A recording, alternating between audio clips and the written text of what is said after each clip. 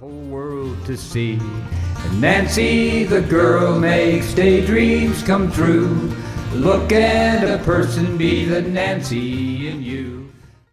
The idea of being around vintage clothing all the time, I think I've came up with that as soon as I knew what dress up was.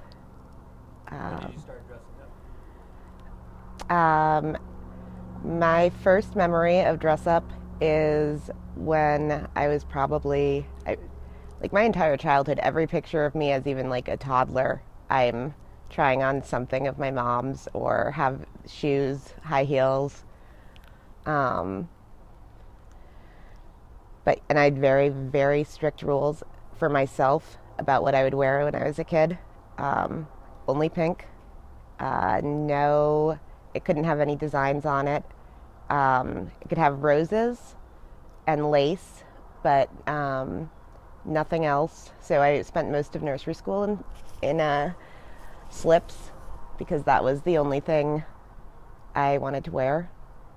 Still do. And yeah, I had a really awesome dress-up box as a kid. And so when pretty much every day after school, I had a couple of friends who would come over and we would dress up and then go into the woods and play whatever was the game at that point. But it's a nice combination of glamour and Vermont that inspires me. Yeah, my mom, she would not say this, but my mom has always been super fashionable. And so our dress-up box was things that I actually wish that we had not used in our dress-up box so that I could have them now.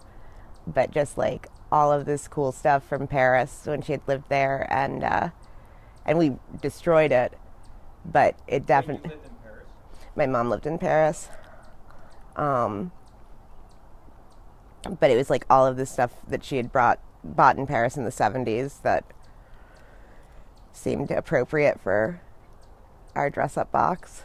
And so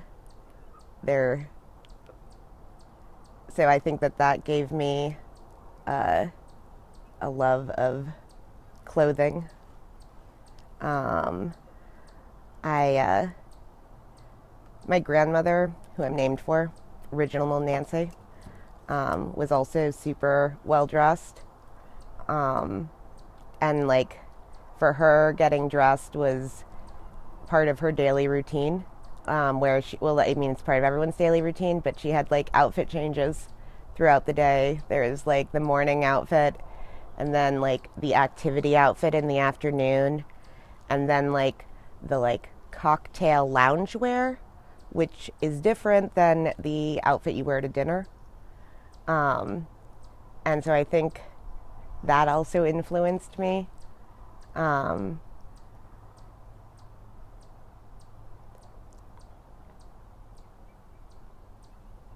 And I think just like,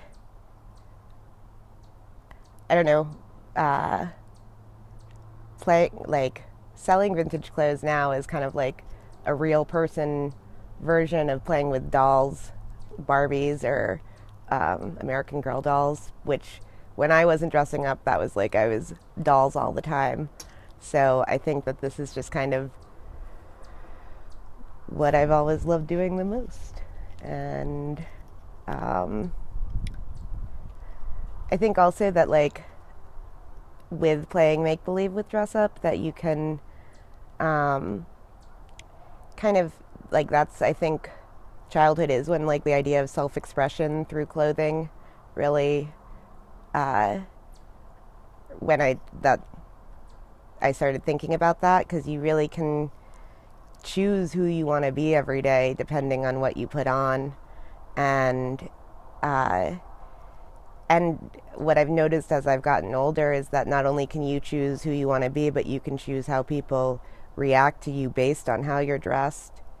And for me, it makes me feel more confident if I am going into a situation where I feel like I've like planned the perfect outfit, because I don't know, I'm pretty shy, and clothing I think kind of also works as like armor, or I don't want to say a mask because I'm not trying to hide who I am, but just kind of gives me that extra confidence if I am dressed for success.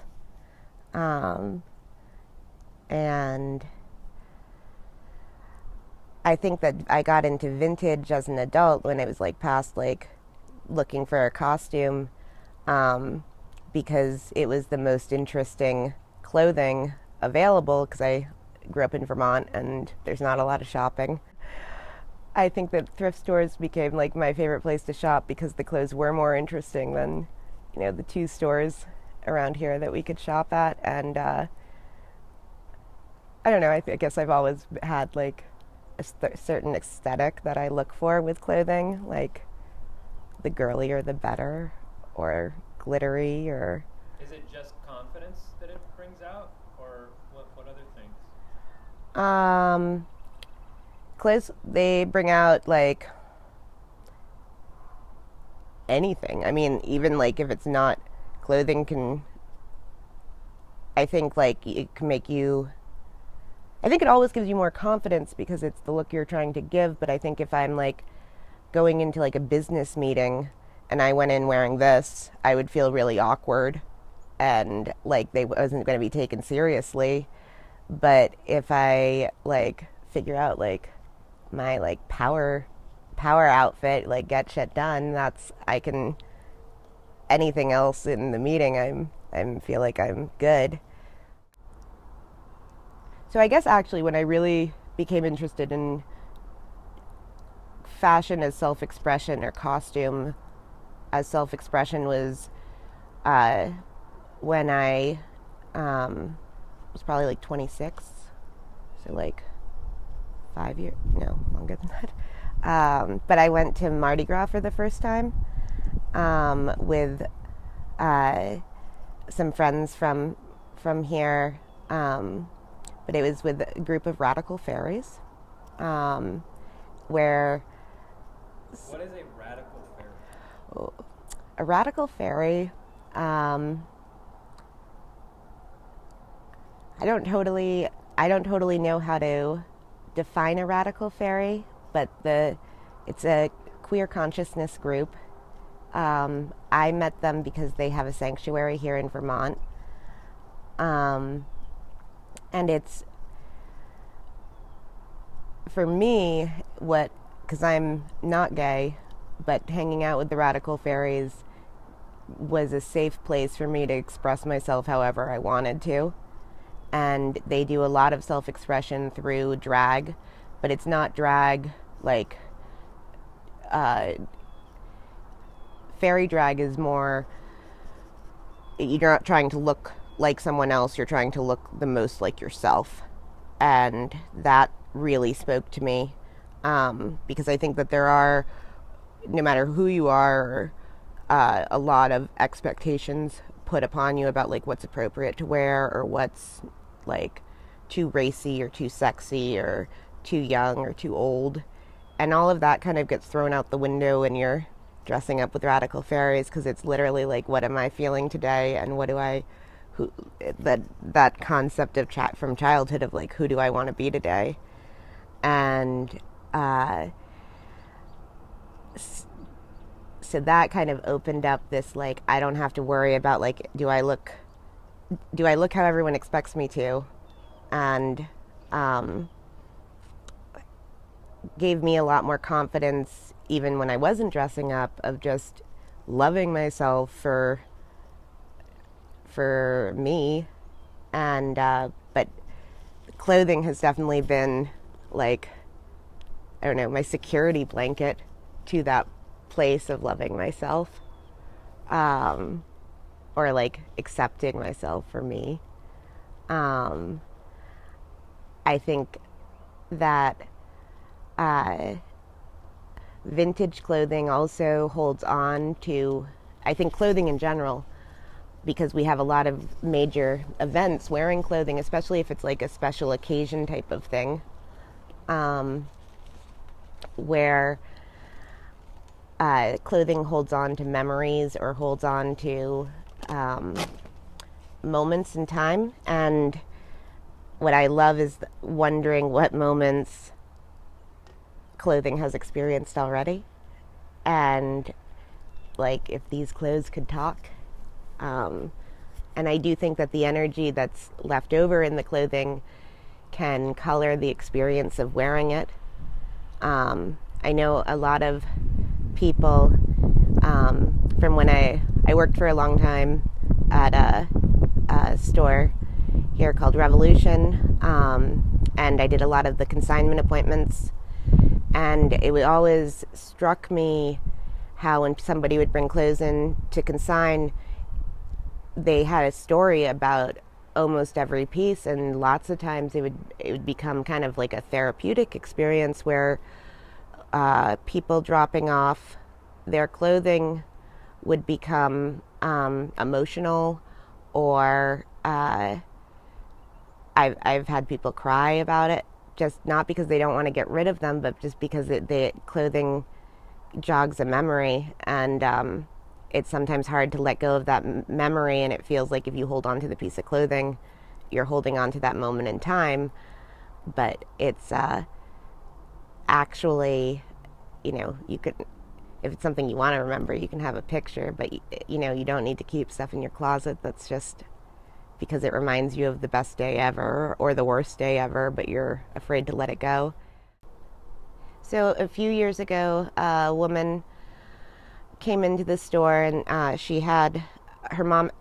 When people die is the hardest of the consignment appointments to do, because you don't want to tell somebody who's grieving that if you don't like their clothes that you don't want them. Or a woman came in, and it was her mother had just died, and she obviously had feelings about the amount of time her mother had spent caring about fashion, and was not very excited about it. So she kind of like led into it like, I don't know, my mom was a pretty kooky dresser, but I thought there might be some things you might be interested in. And she opened up these duffel bags, and it was just like everything I ever dreamed about seeing. Like everything was trimmed out in marabou or fringe or sequins, and it was, I think that during that appointment, my enthusiasm about her mother's style, which I think she had always thought was kind of silly, I found was, in my opinion, super healing to her, and made her feel good that this thing about her mom that had annoyed her obviously was so appreciated by a total stranger. And then, so a few weeks later, she called me and she said that she'd done a little more cleaning out, and was I interested in any of her mother's hats? And I said yes, absolutely. And so we met in like a gas station parking lot, and she unloaded like 40 hat boxes into my car, no charge, just because it had touched her how into the clothes I had been, and she felt like she was honoring her mother by giving me these hats. And it made me feel really good, because I had a similar reaction to it, where I felt like I was honoring her mother, or honoring this unknown fashionista who I'll never meet, but totally appreciated and loved her style. And it was just moments like that, I think, are really special in vintage clothing. Estate sales are, sometimes the estate sales are, I don't like estate sales as much as I like doing private buys, because I feel like at estate sales you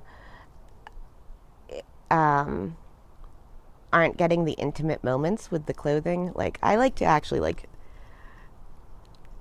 read the clothing and like feel their energy, and it's hard to do that in like a crazy, like, I guess it depends on the estate sale, but I do love, even if it's not like an official estate sale, like if somebody is cleaning out, or actually, I went to one. This woman called and she said that she had just bought a house from her neighbor, and her neighbor had been a buyer for a local department store from the 70s, for the 70s and 80s, and that she was a clothes horse and had every closet in the house was filled with her clothing. And was I interested in coming to look at it? And it was a little bit of ways, but I drove out there, and I got there, and not only was every closet jammed with clothing, but it was all it all looked brand new. It was, this woman had obviously used her employee discount and purchased new things every season, but had kept them in such perfect condition that I did have an emotional reaction where I bought more than I necessarily thought I could move, because I was so touched by how much this woman had obviously cared about her clothing. So this woman had, it was literally all of her clothing from the 40s until she died in, I think, a few years ago. And she, what was really interesting is that you could see where she was in her life from the clothes. Like in the 40s, they were kind of like a little flirtier, and and you could tell that was like when she was on her honeymoon, and then in the 50s, you could tell she gained a little weight, or she had the maternity clothes, and then that it took her a few years to drop that weight.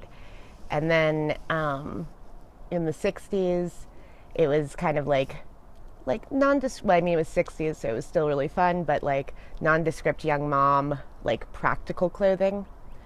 And then suddenly, like mid 60s, the clothes got really not fun until the 70s. And I asked the woman, because usually in the 60s, clothing becomes more and more fun until you hit the 70s and you're in full hippie zone. But hers got really dark and depressing. And I said, wow, there's like a shift. Some of these clothes are so fun and some of these are so dark. And the woman said, well, her husband killed himself in the mid 60s. And then it wasn't until until the 70s that she went to work, and that's when all the really nice department store clothing started. It was in the 70s. But I remember thinking how interesting it was to be able to kind of read the story of someone's life through what they were wearing at different times. And so I don't know if it's that the clothes have emotion, or that hearing the stories behind the clothing gives them emotion. But she had this one black suit, and you don't see a lot of black suits like that from the late 60s. And I gave it to a friend to wear to their grandmother's funeral, because she had tried it on and loved it. And I couldn't decide if I should tell her that it was probably the suit that this woman had worn to her husband's funeral. But I felt like on some level that the suit maybe was comforting in some way, because that was its purpose originally. But yeah, the other thing about, so that woman also had a ridiculous amount of fur coats that I took all of. But I hurt my back during moving the fur coats, because I did not realize that you can pull out your back pretty easily moving a lot of heavy coats. So that was a learning moment for me. And but with that whole meeting your fashion soulmate or twin, my friend Maggie fit into that woman's clothing perfectly and loved her style, and it was really cool style. So Maggie just pretty much got her wardrobe going off of this woman's wardrobe, because they were the same size. And it was a really fun thing to do. And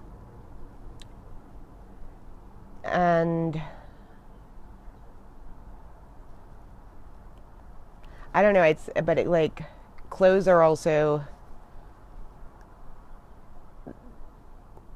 Like I have some things of my grandmother's that I don't wear, and maybe I'll eventually put them on the site, but there is like a very hard part of certain items being let go, because it is like a sweater I remember her wearing and sitting on her lap, 30 years ago. But I think also my dad was actually a huge influence, oddly, on fashion and self-expression. He was a folk singer, and he had his stage clothes and his normal clothes, and his stage clothes were just like so much fun. And I think that like he had this denim, it's called a nudie suit. The designer it's a nudie. I don't know if his last name's Nudie or what, but it was a 3-piece denim cowboy suit that had rhinestones everywhere. It was like, and my sister and I used to take turns trying it on, even though it was enormous on us, but it was, you felt like you were Johnny Cash, and that, but my dad was always super well dressed. I remember when in the 90s there was the turtleneck underneath a suit jacket trend happening, that my dad jumped right on board on that one, because Tom Hanks was one of his style icons, I believe. But yeah, my dad, I think, even being an artist, I think my dad definitely influenced my sister and I more on our artistic pursuits. And so whereas at my mom's house it was like dress up was the fun clothes, like at my dad's house, like it was like anything goes. You can wear whatever you want whenever you want. And that was, I think, like, even though we looked kind of like weirdos on a bunch of family vacations, probably another thing that really influenced my ability to express myself through clothing. My stepdad, one of the best dressed people I know, but it's because he has operated from a uniform from, I think, probably when he got out of college on, which is Brooks Brothers, khakis, polo or button-down shirt, sweater either over the shoulders or over the shirt, and then a blazer over the sweater. And it at first glance seems super boring, but then you realize like he's expressing himself too. It's just and he fits in literally any situation he goes into, because he just has this like totally works with everything uniform, and he gets upgraded on airplanes quite a bit because he's dressed well, and he's also tall, so I think they feel bad for him, but it's always because they say, we appreciate you dressing well. And because of that, I never wear blue jeans on airplanes, and I never get upgraded, but it's okay. And then my mom is like definitely went through her like 70s bohemian phase before she had us. And then definitely, my mom is definitely more of like a practical dresser and dresses for warmth mostly. Smart wool plays a huge part. And then my other grandmother, Nani, my dad's mom, who I grew up with because she lived down the street. She had grown up in New York and was like, all about New York style. And she was really glamorous, and which is funny because she lived in Vermont, and I always knew her as living in Vermont. But when I think back to like her closet in Vermont, it was definitely not a Vermont closet. It was sequins and beading and fringe, and her costume jewelry. I still wonder what happened to her costume jewelry, but that was like definitely one of my favorite things to do when at her house, was to try on all of it at the same time. And she had it all hanging on a lampshade that Yeah. And she also had really beautiful nightgowns and bathrobes. And that was like, and I think it was part of her thing was that she like wanted to be presentable, even if she was waking up in the morning and having a cup of coffee and somebody happened to stop by. Like she looked set. And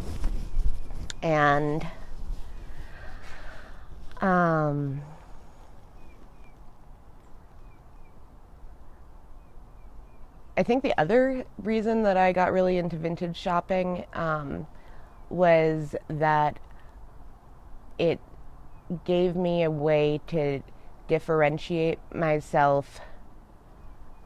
Like, I remember in sixth grade, the cool thing to do was to wear Gap jeans, and they had to be a size 1. And there was no way, like, I couldn't fit, like, probably one thigh into a size 1. And so I think instead of being like, I'm going to do, like, a copycat version of this trend, I did my, like, fuck this, I'm doing my own trend that I'm not trying to fit in. And that's, I think, also where vintage and thrifting became a thing, too, was like, fuck the Gap. Okay. And I think I didn't really realize that that was what I was doing at the time, but that it made me feel confident in what I was wearing, even if it didn't fit in with like the current trend of sixth grade fashion. Because it made shopping fun instead of this like, will something fit? It was like, what am I gonna? It's like a treasure hunt, and that's how I still feel when I go into a thrift store. Is that it feels like I'm on a treasure hunt where I can just find, like, anything is possible. I also feel like I have a direct connect to the thrifting gods, and I can, like, put it out there. What am I looking for? And I'll, like, get this, like, go to Salvation Army. And then I'll go there, and it, like, I would say, like, 8 times out of 10 works out in my favor. When if I get like and I'm on the right track. I think my thrifting became like I became really good at it when I started doing movie stuff and doing wardrobe for film, where you are like literally have a mission and have to go and find it. So it like got my I don't know, I can get through a thrift store rack like that, like, and that. But also just that I think that doing wardrobe for film also gave me, showed me how you can tell a story through clothing, and that you're helping paint the character by what they're wearing. And maybe it's because I'm from Vermont, but just wanting to, like, when people would say, like, these guys are supposed to be from Vermont, or this is a farmer, not like jumping straight to overalls, but like thinking like, who is this farmer? Where would he have last gone shopping? Does his wife shop for him, or does he shop for himself? How, like, has he been wearing these since the 50s, or did he just buy them? And like all of those kind of questions really help you figure out who this person is, whether you're doing it for a film or not. But that's just the same thing as I was saying before about like self-expression, is that it's just your story is told by the clothing you wear. And I like to help people tell the story they want to tell about themselves. I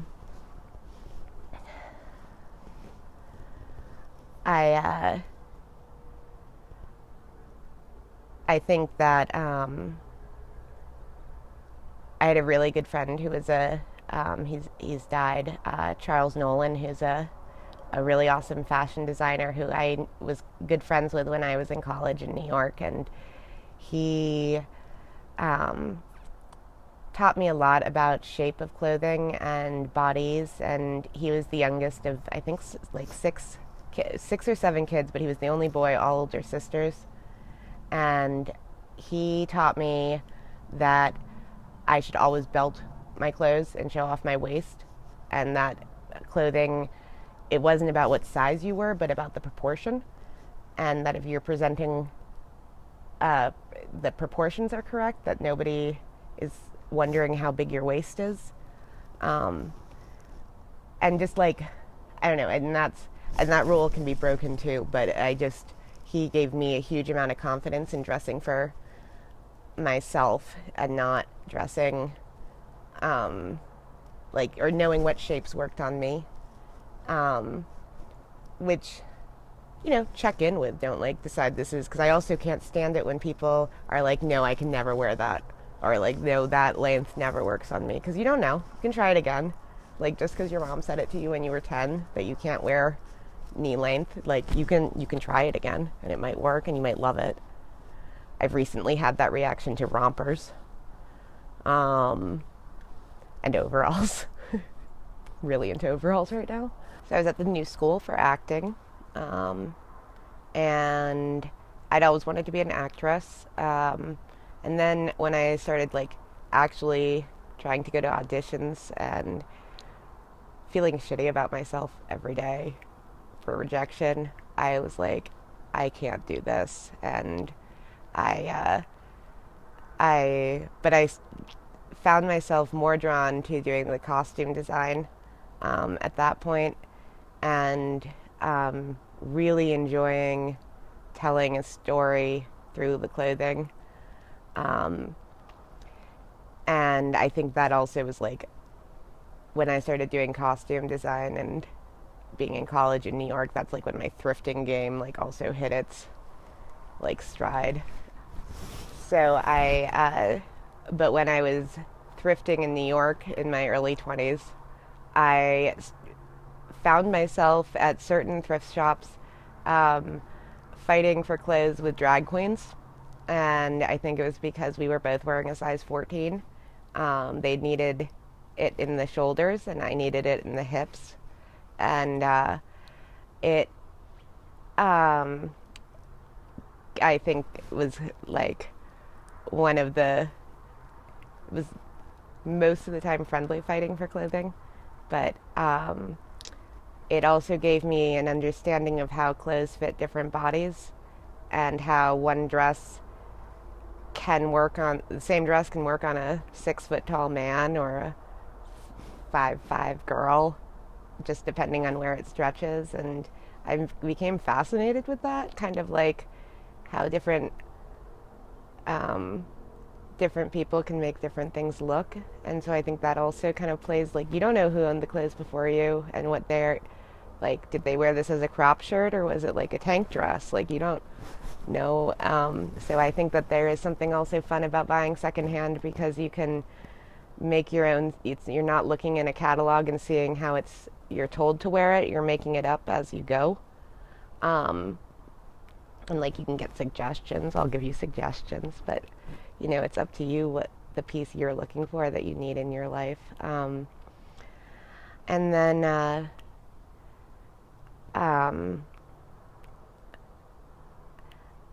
and I think also working at Revolution, I worked at Revolution for 8 years, and I saw a lot of people trying clothing. And one thing that was amazing is that when people are trying on clothing, they're at their most vulnerable spot, because they're looking at all their perceived flaws. And almost every single time somebody would come out of the dressing room, and it wouldn't matter how amazing whatever looked on them, they'd look into the big mirror and immediately be like, ugh, look at my thighs, or ugh, look at my arms, or I'm too old to wear this, or I'm too short to wear this. And it was never oh my God, I look awesome. And when a lot of the time they did, and it was really interesting and healing for me in some ways to see how everybody sees their flaws first, and their flaws that no one else is aware of. And, women would point out parts of their bodies to me as if there was as if I'd be like, yes, I totally agree with you. Your love handles do make it so you can't wear that shaped dress. But I never thought that. And I never, I couldn't even see a lot of the time the flaws that they were talking about. And it made me realize just how we're kind of trained to hate ourselves for looking good almost, or for not fitting into like the mainstream fashion box, if you will. And I, for years, I had a rule that like I never wore sleeveless ever. And it was because a saleswoman had once told me when I came out of the dressing room in a strapless dress, she said, "Don't worry about your tharms. We have ways to cover them." And I was like, my what? And she was like, "Thigh arms. It's what I call bigger upper arms. I have them too." And it was like, ma'am, I'm not buying this dress from you, for one. And actually, like, I'm glad she said it, because the term tharm has become one of my favorites. My sister and I, when we pose in a picture together, we will hold each other's arms so that we don't have any tharm issues. But even though I can giggle about it, that comment did affect me for a long time, where I would not wear sleeveless, and it didn't matter if it was like 100 degrees outside. I felt that if I showed my arms, I was going to offend somebody. That's like how seriously I took it, that like my comfort was less important than like how offended someone would be if they saw my tharms. And my youngest sister, it was like a 90-degree day, and she was like, "Take off your cardigan." And I was like, "No, I'm fine. I'm not that hot." And she was like, "You're literally sweating, Nancy. Take off your cardigan. Nobody is looking at your arms."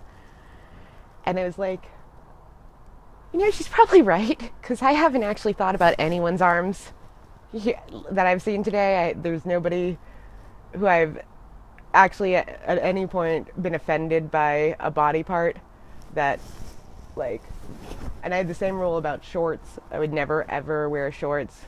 So like summers kind of sucked when I felt like that, because there was like keeping myself as covered as possible. And what's funny is that nobody is offended by your arms or your legs. It's having to turn off the voices in your own head, because we're all way too self-absorbed to care what someone else is doing. We're all thinking about ourselves. And more than anything, confidence is what makes you look good in an outfit. It's not if you have perfect whatever. And I think that that's in vintage clothing a lot. One of the annoying things is that things are very small, and one, it's because we're getting bigger as a society, but it's also because the amount of undergarments that they would wear, in the 50s to get those teeny tiny waists. It's like we don't live in corsets anymore, and we don't, like, it's, we don't have all, I can't remember the word right now that I'm looking for, but I think that, so that's, again, with having to make vintage clothing your own is, which actually brings me to vintage sizing is a completely different measurement than we have today, because for years people have been, companies, in order to get women to buy more clothing or to buy clothing, have been doing vanity sizing, so that they'll, vintage, everyone always says Marilyn Monroe wore a size 14, and that's like why we should all not feel bad about our bodies. And while I agree with the sentiment, the issue is that Marilyn Monroe did wear a size 14, but it was a 1950s 14, which is like a today 6, 4 or 6. Since like the 50s, manufacturers and designers have just like been edging the sizes so that when you're in the dressing room and you try on, like, I'll give Gap as an example. I wear like pretty much everywhere I wear pretty much a size 14, except at the Gap, where I wear a size 8 or 10, which is, and it works, because if I try on a size 10 pair of pants, or if I try on like, okay, I try on a size 14 pair of pants and I'm like, whoa, these are really big. And I'm like, I should go down a size. And it's like, wow, the 12s are big too. Try on the 10s and the 10s fit. It's like sold, 100% buying these, because we've been so trained to think of our, like, a number on a tag being what makes us like attractive or like feel good about ourselves, is this number that is literally made up out of nowhere, especially in women's clothing. Because in men's clothing, you'd like, you know, a 32-inch waist is a 32-inch waist. But these like sizes like 2 to 20 could mean anything depending on who designed it. And so what I really try to practice is not ever looking at tags and buying things, like if I'm not able to try it on, eyeballing it and just seeing, like, I know what my pants look like when I hold them up. Like, do these pants look like they would fit in the same way? And that like doesn't always work, and I do have, you know, an exceptional amount of clothing. Sometimes it doesn't work, but I think that we also, the same way we're told like a certain style or shape doesn't work on us, we're told the same thing about what size we wear, and like, oh no, I would never fit into a size small, no way. But that might be the size small that, just because of how the shirt's cut and how your body is, fits you. And so I think that that's like another place where I would invite people to go outside their comfort zones. And I will put sizes on the clothing I list, and I will put measurements, but it's, if you like want to know how it fits a certain body, like, you can ask and I will find a friend who looks like that.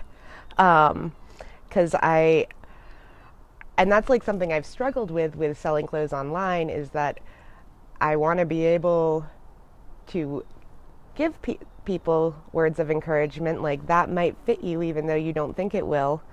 'Cause that's like it's a big thing for Nancy the girl. And my philosophy is that you have to take risks to get the rewards. And personally, I have things in my closet from a size 6 to a size 20. And some are vintage and some are modern, but for a long time, I would never have even looked at the size 20, because it would have made me feel too depressed that would be the size I was wearing. Until I realized that a size 20 is a modern 14. And so the first time I tried on vintage, I tried on a vintage size 14 dress. I was like, what the hell is wrong with me? Did I gain like 40 pounds overnight? Why will this not even come close to fitting? And it was something I'd ordered on eBay. And I'd just been like, oh, size 14, perfect. And then realizing that it was like, I felt pretty shitty until I learned years later that the reason that size 14 didn't fit is because it was a size 6, and it wasn't because I gained 40 pounds. My grandmother would not, she was convinced that she was a size 12, even though at the end of her life she was probably like closer to the size 4. But because she'd been a 12 in the 60s, that was her size. And so her clothes just got baggier and baggier, because she was pretty stubborn and didn't want to admit that but like, I think people do get stuck in these, like, this is the size I am and my whole worth is caught up in this one size. And it's not about the size at all. It's about the fit and how it makes you feel. And like, you know, it's but those are all things that no one can tell you exactly. You have to just experiment and play on your own to find out what makes you feel good. And like, I have some friends who are super feminine, but they feel more comfortable in men's jeans. And that's like, you know, it's not that they're trying to dress like men, but it's just that they like how their pants fit better.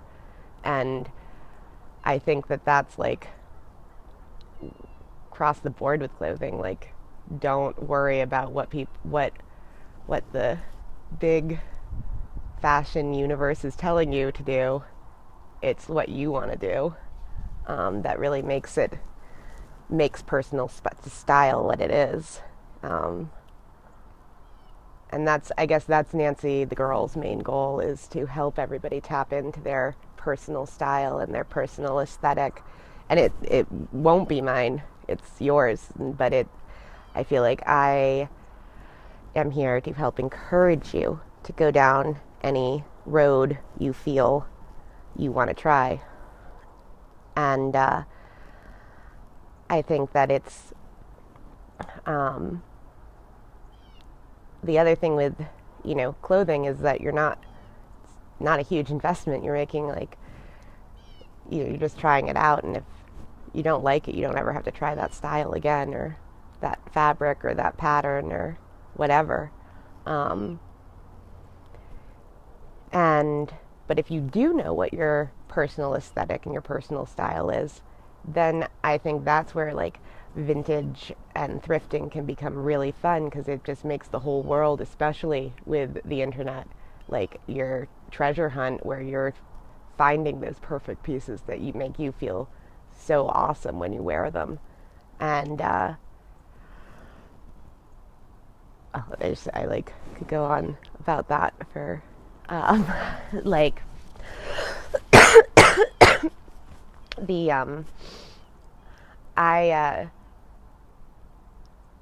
I guess, like, robes. I love robes. I like wearing them as a bathrobe, but I also like wearing them, like, over an evening dress, or to the beach. And so I'm, like, constantly looking for the perfect robes that make me feel like they make me feel glamorous and happy and beautiful. And this robe is my most special robe. My stepdad gave this to me when I went to college, or I picked it out. He took me back to school shopping, and this was what I felt it was, like, all I needed to start college off right. And it's literally, if not every night, almost every night I travel with it. It's like my security blanket, 100%. This whole arm is ripped out, you can't see, but there's, like, I don't know, weird cigarette burns in it. But it's, what I love about it is that for the past however many years, I can see this robe in pictures of me at different phases, and so for me, this robe has kind of become not the ultimate in self-expression, but it doesn't have a good memory or a bad memory. It just feels like me. And I don't know, it'll be hard to ever find a replacement, but I don't think I'll need to. I can stitch it up every time it rips. And, like, so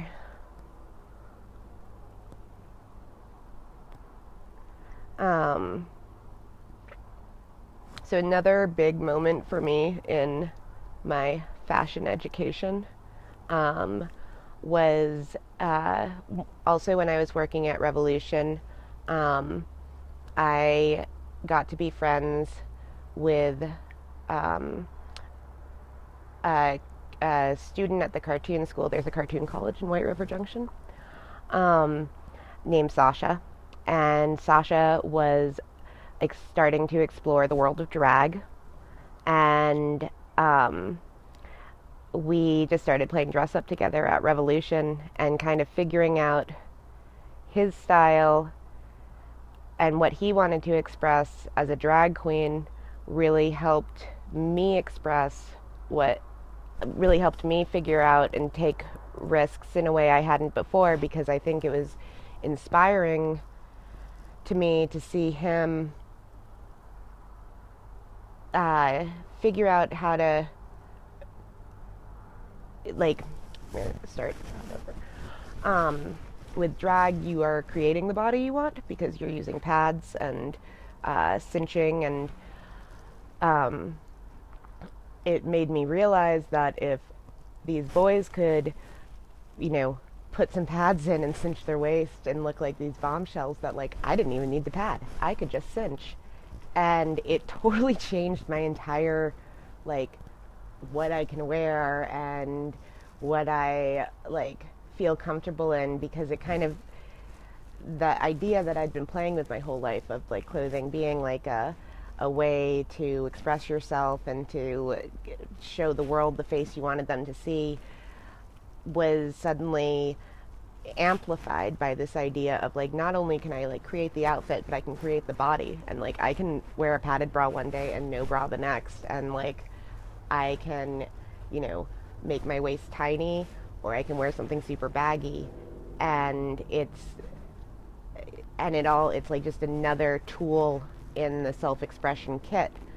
When I'm all cinched up, I refer to it as being in drag, even though I'm not dressed as a guy. But like, if I refer to myself being in drag, I usually just mean like uber glammed up, because that's, you know, drag queens aren't impersonating women in everyday life. They're impersonating goddesses, and that's, so when I get done up, I think of myself as being in drag, because it's not me. I've stepped away from myself, and it's my heightened version that I'm presenting to the world.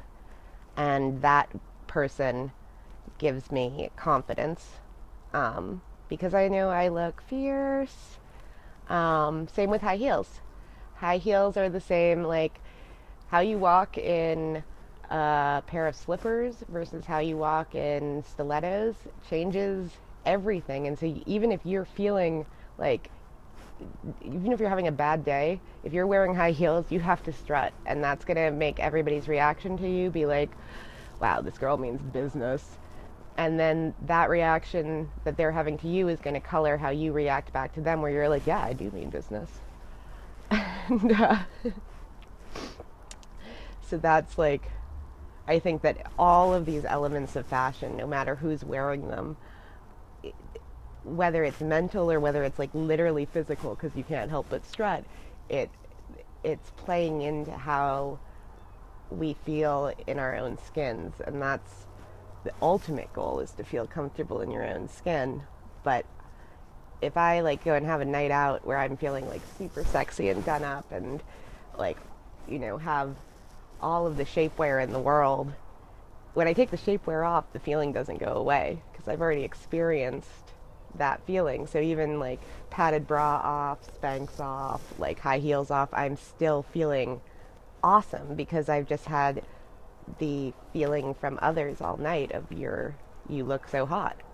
And so I feel like if we just keep, eventually, and I'm kind of at that place now where I don't need to have, it's like training wheels almost, where I'm able to ride my bike without the training wheels. Like I know, I look good, whether or not I have a lot of cleavage or not. And I don't care if other people think I look good, because I feel like I look good. And I think that that's where clothing can be really kind of like a powerful tool, is that it can just push you in that extra place to just try it, and just step outside of your comfort zone and have this moment where you're like, wait, maybe I am sexy, or wait, maybe I am a badass. And it's like, one thing I do like to force myself to do regularly is try styles that I wouldn't wear, and try, like, I obviously really like lean towards feminine styles, but if I put on a biker jacket and some like kick your ass boots, I approach the world that way. And it's just a good practice, because like sometimes I do need to be that badass. And so I like knowing that even if I'm not wearing the biker jacket and the kick-ass boots, that I like still can kick your ass. I just maybe needed to like try it on first with the boots.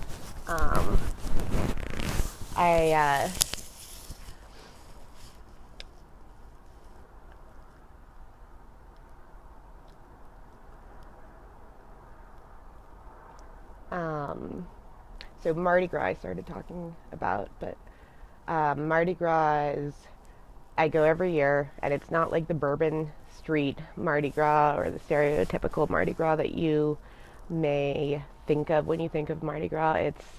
I go with a group of people who believe so strongly in the power of costume and self-expression, and that it really becomes more of like a intensive costume workshop week with fabulous parties in between. But the first time I went to Mardi Gras, I was in a pretty unhappy place in my life, and a friend had invited me to go, and kind of that same idea of costumes giving us the training wheels that we need to operate in the world.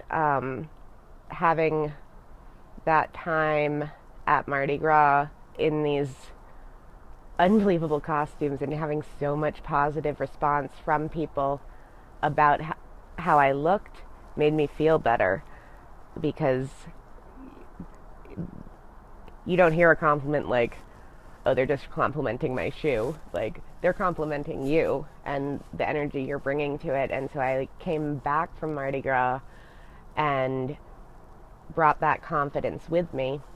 And I went for the first time, I guess 5 years ago. And now Mardi Gras is kind of like my check-in every year. Heading down to New Orleans on what do I want to bring to the table this year? What am I expressing? What's going on that I want to express this year?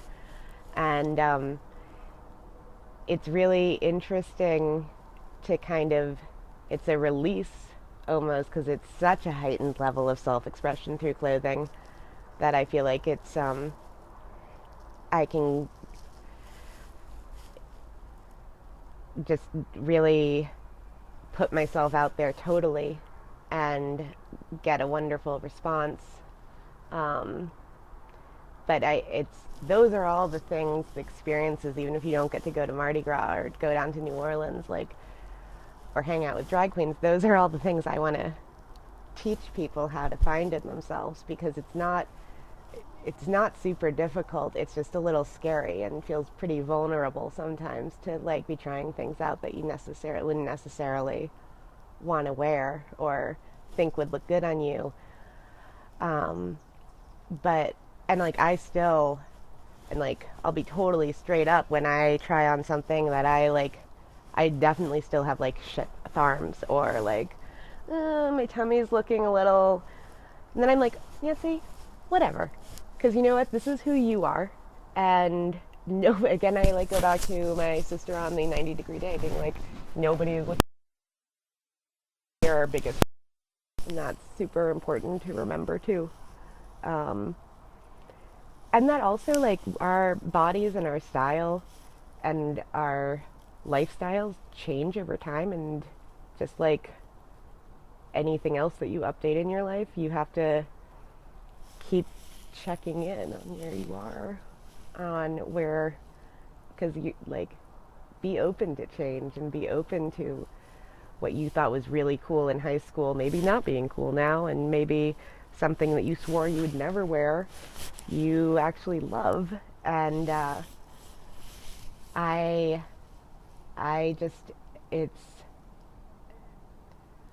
feel like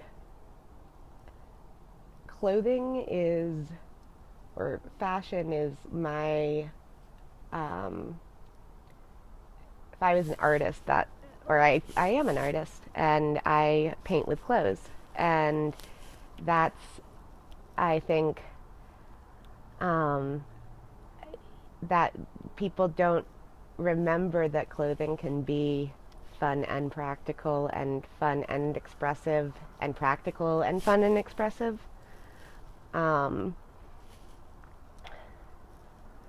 And fashion should never make you feel bad about yourself. It should always make you feel like your best self. And if you're if you're in a store and you're trying on things and you just are getting deeper and deeper into that hole of self-loathing, walk out. Because if you buy something just because it was the only thing that fit or was the only thing that was like good enough, you're never gonna like wearing it. And so buy things that make you feel happy, and that you, even if it's not who you think you are at this moment, it's the person you want to be. And don't worry about labels or sizes, or, you know, because it's like, sure, it would be fun to wear only designer clothes, but would it? Because then you have to worry about every single piece of, like, and like, you're not expressing yourself, you're expressing that designer's goal for you. And it's really expensive. Which is another fun thing about secondhand, is you can get designer labels for less. And I think that it's like, it's also okay to have totally off days where you don't want to get dressed up and you just want to be in your sweatpants and your t-shirt. And even like, that doesn't mean you can't leave the house. Like, it's also okay to like go and run errands looking like shit. And you don't have to be, if you're a fashionista, you don't have to be all the time. You can take breaks. It just, keep it fun. Don't make it a chore. And you know, you can always like, you can be in like sweatpants, and it doesn't mean you can't wear like a rhinestone necklace, you know, or I don't know if that would look good with sweatpants, but you know what I mean. Like, I have a picture of my mom in probably the 70s, and she's wearing overalls and a pearl necklace, and that I feel like sums up like my dream look right at this moment, where it's like, you know, a little touch of something, but you're still ready to like do whatever needs to get done. And like, I've also heard a big debate that corsets are repressive, and like, if you feel repressed by a corset, don't wear it. But for me, I find corsets super empowering. I feel like a superhero when I wear them. And I think that that's like also where it's a personal thing. Like, nobody can tell you how a certain piece of clothing makes you feel. Some people can't stand turtlenecks. I, again, love turtlenecks. But like, it doesn't matter what it is, it's how you feel in it.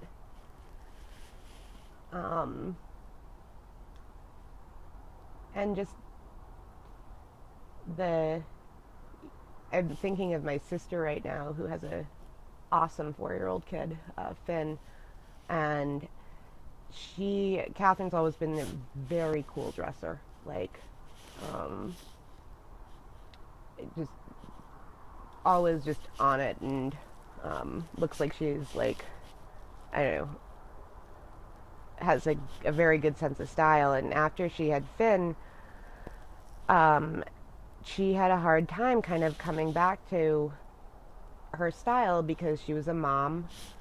Things had changed, her lifestyle had changed, and she had a moment of kind of, I think, without the style that she had been used to, kind of forgetting how cool she was, because it's not, the clothes didn't make Catherine cool. Catherine made the clothes cool. But she, I think, needed a reminder of that. And she and I had a lot of fun last summer, like, figuring out her new cool mom style. And she looks awesome. Like, and definitely the most stylish woman at Pickup. The clothes that I'm putting online are super special to me. They've been a part of my life. It makes me emotional. But they've been a part of my life for a while, and I've been collecting them for years, not for personal use, but just, I love clothes, and I love finding them and seeing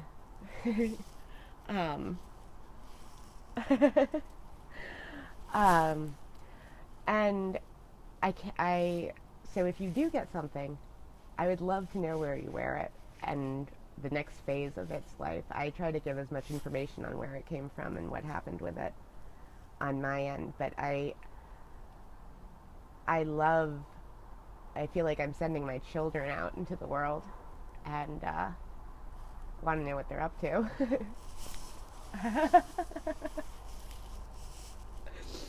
So if you wanted to take a video and post it, or get a friend to snap a shot of you looking all sassy, make me very happy and show other people how you're doing on your journey to expressing your most kick-ass, badass, fashionable self.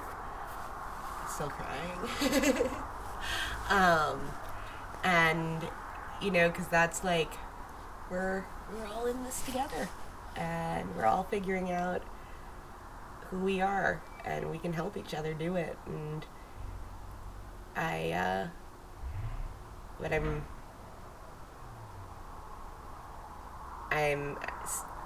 thought I would be sad selling these clothes, and I'm not. I'm really excited about it because I didn't buy them to keep them in a closet or to keep them in storage.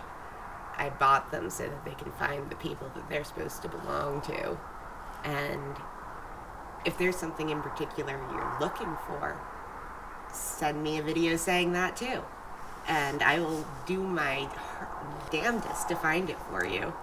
And I do have a secret superpower of if I see your full body in a picture, like just snap a picture of just like, it doesn't even matter what you're wearing, I will be able to tell what size you are for the most part. I'm not saying I'm accurate 100% of the time, but I am very good at sizing people up. And as I said, I have a connection to the thrifting gods, so I am able to be like, hey, this is what I'm looking for, and then I can go and find it. It's fashion witchcraft. And tell me more about fashion magic. Fashion magic is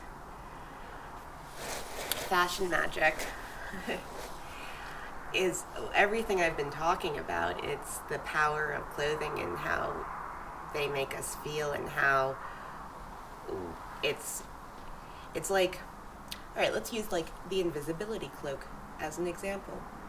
That, I think that was in Harry Potter, but that, like, you can put this cloak on and you're invisible. And I'm like kind of, I guess, talking about like the opposite of that, where it's like you can put this on and be as visible as you want to be, as anything you want to be. And I promise that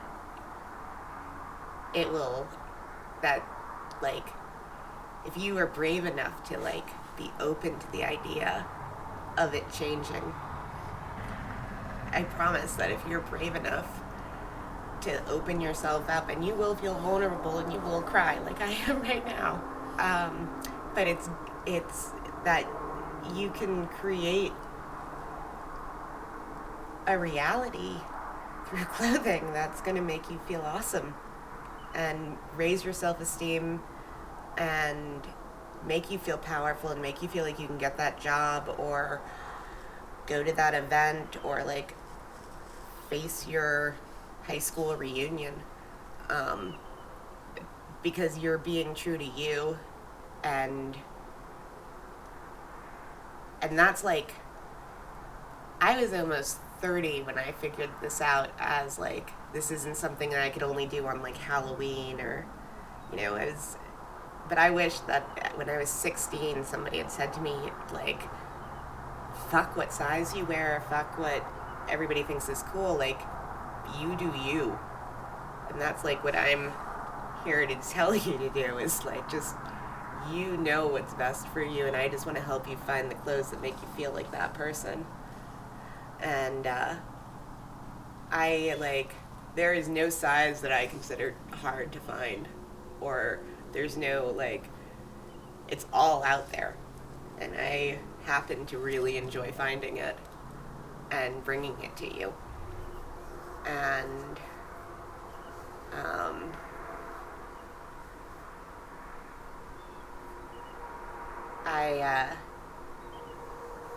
I also think that it's, you know, one story I will share is when Sasha got on Drag Race, he called and said, can you send me some stuff? And when and I pulled a whole bunch of stuff. I didn't know what it was for because it was a secret. But one of the things I sent Sasha was the robe that I had worn on my honeymoon. I'm since divorced, which is great. But, you know, it was a robe that I had worn and expected to come out on my honeymoon night and have my ex-husband now be like, oh my God, you look awesome. And he thought it was a joke that I was wearing like a costume. And it was, I mean, it was costumey, but that's me. It was, you know, it had feathers up here and it was awesome. And it crushed me that he didn't see how I felt in this robe. And so no matter how much I loved the robe, I never really, that's the memory it held for me. And so I sent it to Sasha, and a few weeks ago got to see it on the show coming down the runway. And Sasha won that challenge. And it was like, you know what? If RuPaul approves of that robe, fuck my ex-husband. Like, that is all, like, and it just, so now that robe is on permanent loan to Sasha. It's not given, it's permanent loan. But it's now the Drag Race robe. It's no longer the honeymoon robe that my ex-husband hated. And I think that's the other, that's why we control the clothes, they don't control us, is that we're putting the information into them and we're putting it out into the universe. They're just a vehicle for that. But that would be an example of fashion magic, fashion witchcraft, is you're re-energizing clothes with your vibes, and that's what makes them special. And I'm like giving them some blessings before I send them to you. But they're like, you know, it's all about your magic at the end of the day. And if you're shopping at Nancy the Girl, you probably believe in magic, so, because that's what we're all about. And,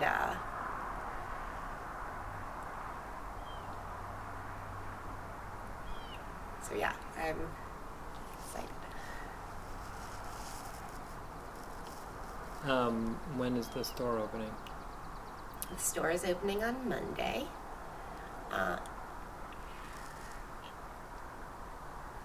Monday, the 22nd of May. The store is opening on the 22nd, 2 days. And it's, What has it been like getting ready for this last few days, few weeks? So The lead up to this time. it's getting ready to open has been a crash course in everything having to do with e-commerce. Luckily, I've had some help. I've actually been surprised at how many pieces I have ready to, you know, you don't really understand how large a collection is until you start listing them out, and then it becomes a little overwhelming. So I feel like I've literally been playing with my mannequins as if they were Barbie dolls for the last, I don't know, like 3 weeks now. Yesterday we had a bunch of fun with a couple of girlfriends, and having them I said, let's come over and channel our inner kids and just like dress up in whatever we want and walk around. And it made me really excited, because it's like, this is all I've ever wanted to do, is just have a job where I can play dress up and play with, just be around fabulous clothes. And it really does feel like a grown-up version of Barbies. And like, we keep joking that my neighbors must think that I've lost it. That's okay. They'll become Nancy the Girl shoppers too. And but I think that, you know, a philosophy that I was brought into adult life following is make your own fun. That was how to get through a Vermont winter, is make your own fun. And I would say how to get through adulthood, like make your own fun. And adulthood does not have to be this scary, like, boring, mundane thing. And that's, you know, and even if you, like, I mean, obviously I, like, get a lot from clothing, but I feel like even if you are going to something that's boring and mundane, like, you can wear a cool blazer or a cool scarf, and you can be like, okay, I hate this day, but I'm loving what I'm wearing.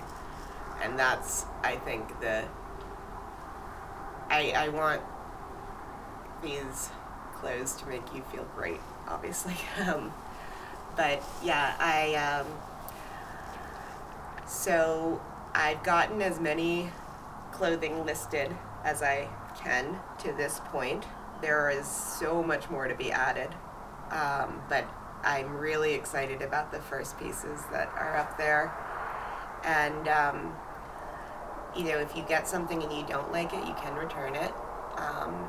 You have to return it within 7 days so that I can process it. But I want the clothes that you buy to feel, I want you to love them. I don't want you to keep something and you don't love it.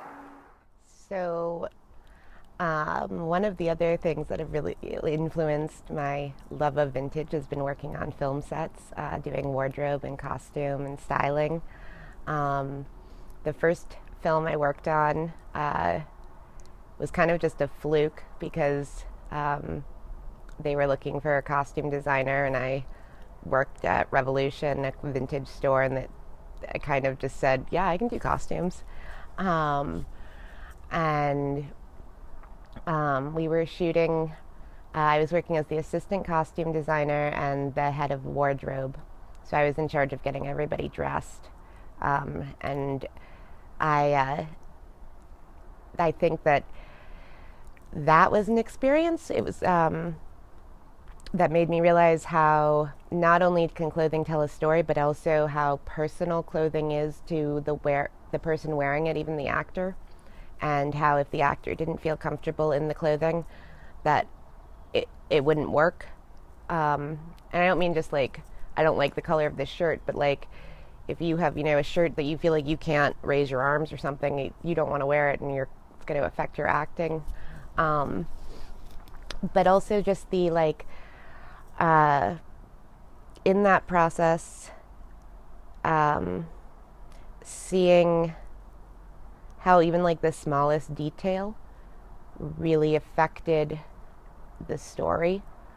And on that set, I spent a lot of time distressing clothes. And if you need something to look like it has been through hell, let me know. I can distress it for you.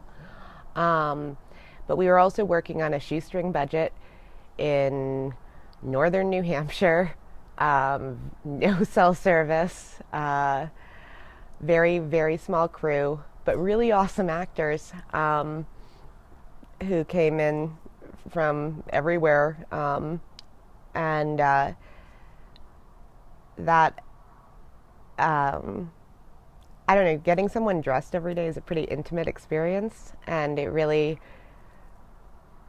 I really enjoyed seeing how it affected their day and their, I also really got to learn firsthand about continuity, and that was super fun, and making sure the clothes looked the same throughout the film. And then like other silly things, like realizing like 1950s bathing suits kind of look like diapers, and that they don't make anyone feel sexy. But if they do, that's fine. I think that my favorite film experience, or most memorable film experience, was for a music video for the band Okkervil River. And I met Will through Revolution, and then Will grew up in a town a little ways away, and he was making this kind of, it's called Down Down the Deep River, and it was a nod to his childhood in the 80s in New Hampshire. And Will is absolutely an artist, and I believe this was his first film script, but he had, I think there was something like 24 children for the school scenes, and they all had to be in 1980s clothing. And how we did it, I had my friend Jess, my favorite friend on a film set, Jess Pecora. She and I, we didn't meet any of the kids before it shot. We just had collected as many 1980s clothing as we possibly could. And they did, I think it was something like 6 or 7 scenes, but we, by the end of the day, had done something like 170 different looks, just changing the kids. Like, they'd come out of the school scene and we'd be like, okay, now put on this, these tube socks and this. But that was also an education in winter wear from the 1980s, because we were shooting that during the polar vortex. And turns out that insulation in parkas has come a long way since 1987. So part of our job on that was also to make sure the kids didn't freeze to death in their historically accurate coats. I also got to be in that film as mom number 2, because the polar vortex also kept the actress from arriving here to the North Kingdom of Vermont, and had to drive stick shift, which I don't know how to do still. I think I maybe ruined the person's car. But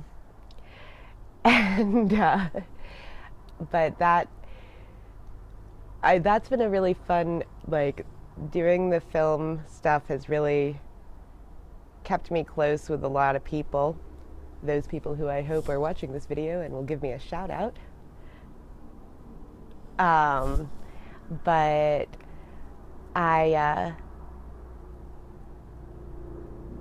what I love about doing film work is, especially actually music videos, is that you can go as far as you want to go with clothing, and it doesn't have to, as long as it matches the director's vision, which I'm very good at doing. Anybody has any directing and needs wardrobe, hire me. Once I get all the clothes online, I can do it. I made a lot of fun friends through on film sets with, when we connect on vintage clothing, because if you are a vintage lover and you meet another vintage lover, then it's going to be perfect. One friend of mine,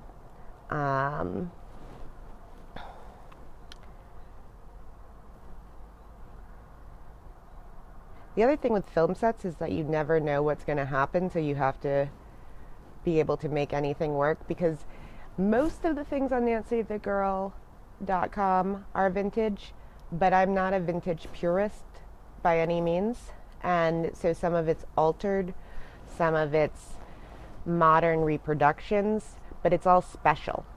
And because what I'm interested in is not that you're wearing a historically accurate flapper dress to the 1920s Gatsby party, but that you feel like a rock star when you arrive in your dress to the 1920s Gatsby party.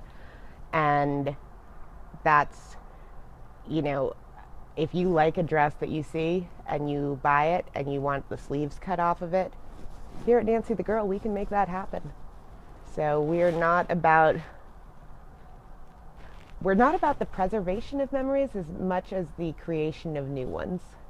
And so while I will list things that are pristine, perfect vintage, my goal is not for these pieces to be in a perfect, stored box with archival paper. My goal is that these clothes are worn and enjoyed and get to live more, because I honestly believe that clothing should be worn until it literally falls apart, and then it was a good outfit.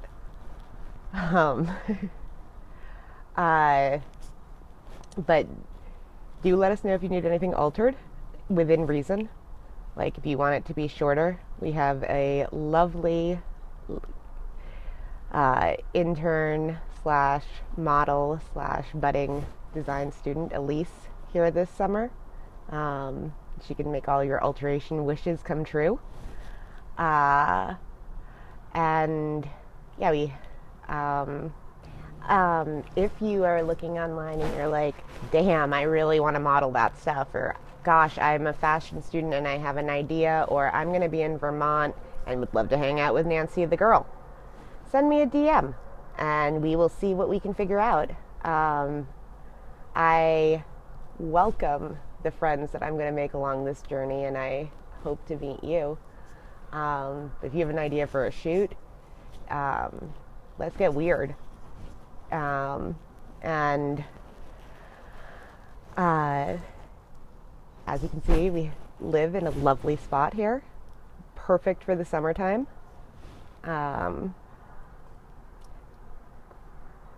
Quick bus ride from New York City.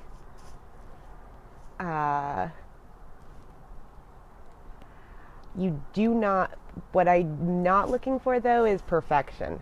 I want people who love vintage, who love expressing themselves, who love life. And if you do have a supermodel's proportions, that's fine too, because we are doing no judgment in any direction, no body. Nancy the girl, if there's one thing that we are about, number one is body positivity, no matter what you look like.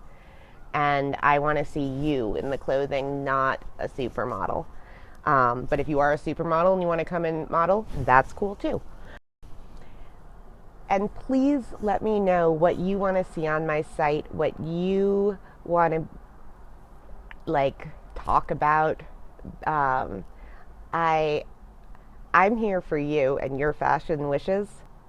I'm interested in what's inside you and what makes you you, and what that person can bring to Nancy the girl, not what I dictate should be on this site. So please let me know what you want to see, how you think you can help.